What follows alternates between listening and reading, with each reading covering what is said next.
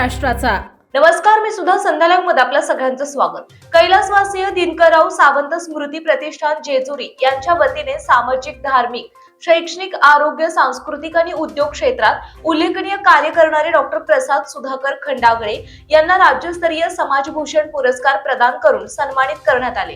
Doctor प्रसाद खंडागळे हे तळागाळातील माणसांना मदत करणारे तपस्वी व्यक्तिमत्व आहे, असे मत महाराष्ट्र राज्य माध्यमिक आणि उच्च माध्यमिक संघाचे सचिव प्राचार्य नंदकुमार सागर यांनी व्यक्त केलाय। सावंत प्रतिष्ठानच्या वतीने सोमवार दिनांक 5 रोजी आयोजित समारंभात प्रधान डॉक्टर प्रसाद खंडागळे यांना प्राचार्य नंदकुमार सागर यांच्या हस्ते राज्यस्तरीय समाजभूषण पुरस्कार प्रदान करण्यात आला।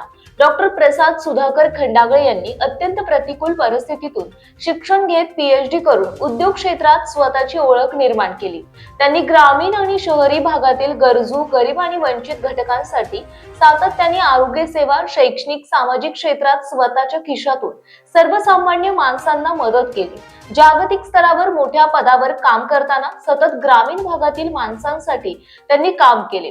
एक शास्त्रज्ञ म्हणून पुणे विद्यापीठ आणि पुण्यातील अनेक कॉलेजमध्ये ते काम करतायत, असे प्राचार्य नंदकुमार सागर यांनी यावेळी सांगितले। यावेळी हरिभक्त पारायण नारायण महाराज गोसावी, डॉक्टर नितीन केंजळे, प्रकाश खाडे, BM काळे, प्रसाद अत्रे, जिसाचे संस्थापक अध्यक्ष सुरेश उबाळे यांनी त्यांच्या कार्याला शुभेच्छा दिल्या।